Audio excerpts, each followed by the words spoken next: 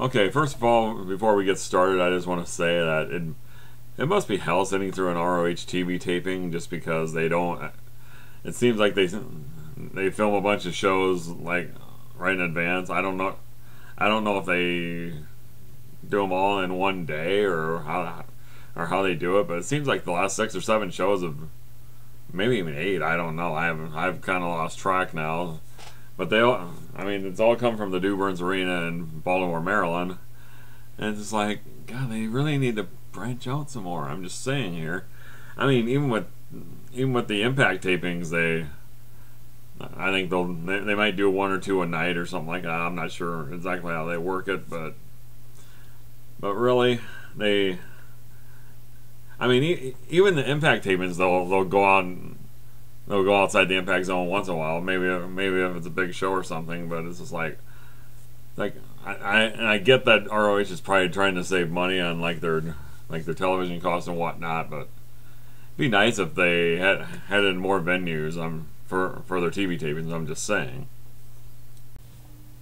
Okay, so the show kicked off this week with Jim Cornette in the ring, and he brings out the 3 combatants in the triple threat match at the Friday night show.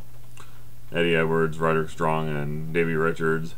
Davey Richards talks about this being the match of his life, and how he has trust issues with both Strong and Edwards.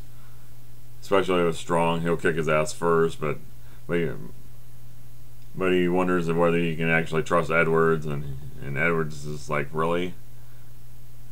It's like, how dare you compare me to somebody like Roderick Strong, a prick like that, as he says.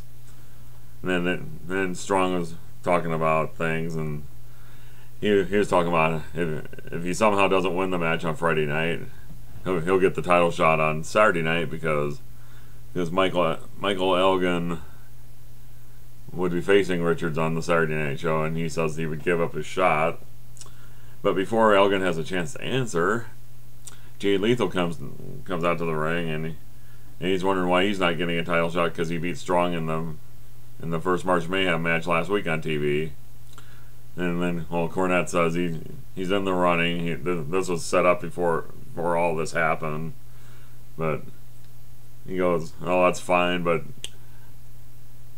what he's doing, what he's going to do now is like he's not going to wait for things that he deserves. He's going to go out and take it. That's basically what he says."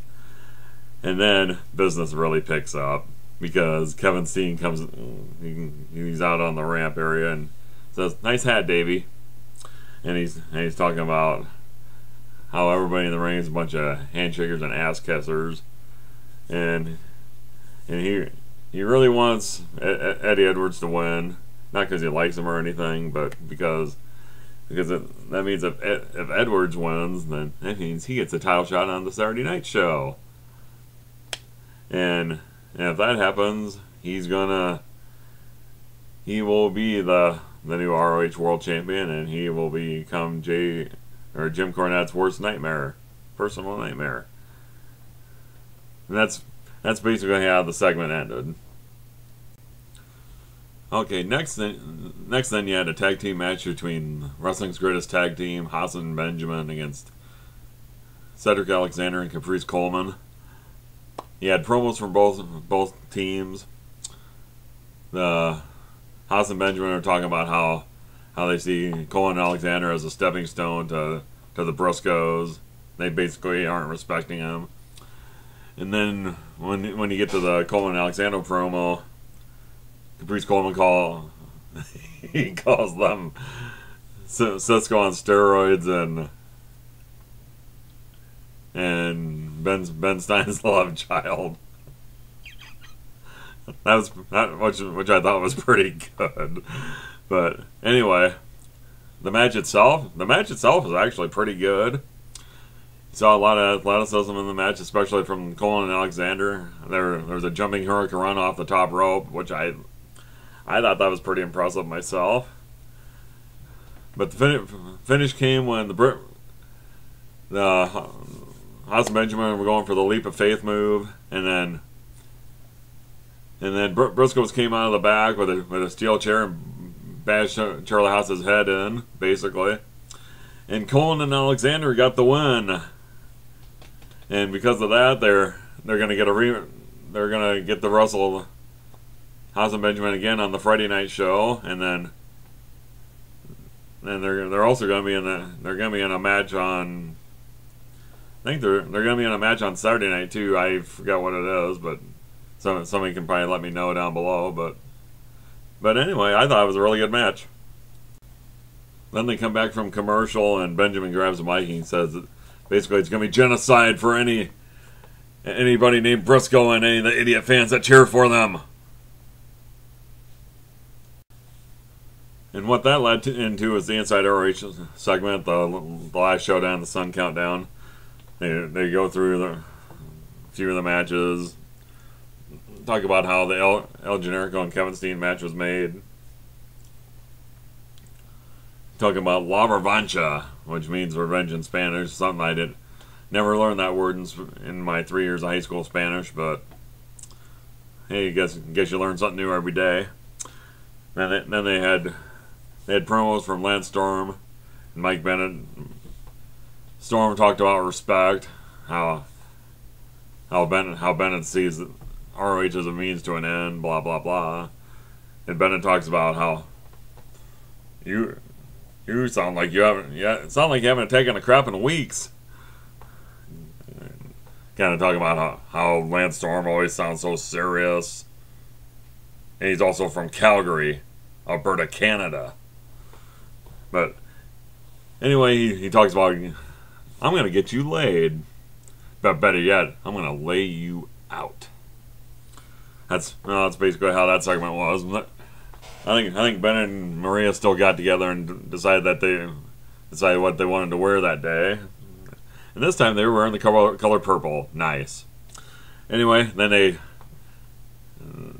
Kevin Kelly talks about how the match with the two former Future Shock partners, Kyle O'Reilly and Adam Cole, was made. Talked about that, and then the All Night Express against the Young Bucks. My bad. On Friday night, it's gonna be the street fight, and then Saturday night they'll be going against each other in the Texas Tornado match. But that's basically all for that segment.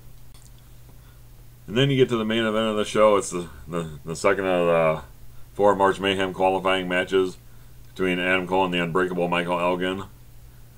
You have Kyle O'Reilly joining Kevin Kelly and Nigel McGuinness on commentary. You know, the match itself is pretty decent. And comes when Roderick Strong comes down to the ring and tries to interfere, but he went to kick I almost said Michael Cole. But he tries to kick Adam Cole, and he ends up kicking Michael Elgin.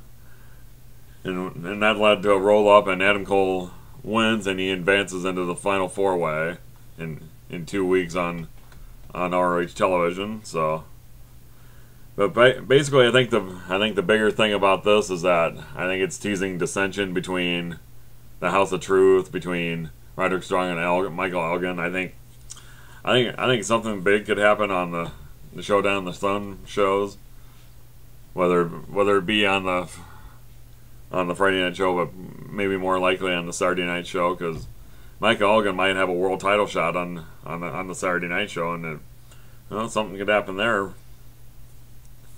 But that's about how that went, and now I will give you my final thoughts. Okay, before I give you my final thoughts, one thing I neglected to mention is that Roderick Strong, after the match, him and Elgin began the beat down on Adam Cole, which brings Eddie Edwards out of the back, who is his new tag team partner, and he helped clear the ring, and that's basically how the show ended. But now my final thoughts. I think they tied things into the Showdown the Sun matches pretty well, I think. And I think it'll be interesting to see who wins those Blind Destiny matches, and see who actually goes for the world title on the Saturday night show. Personally, I hope Eddie Edwards does win, just so Kevin Steen will have a shot.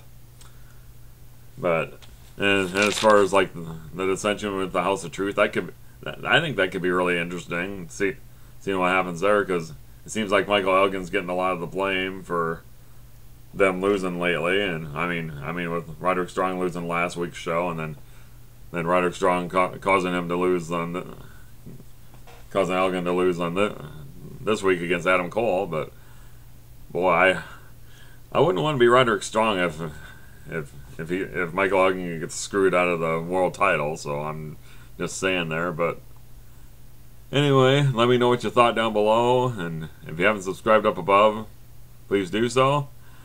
This is Marvelous Mark signing off for now. Goodbye.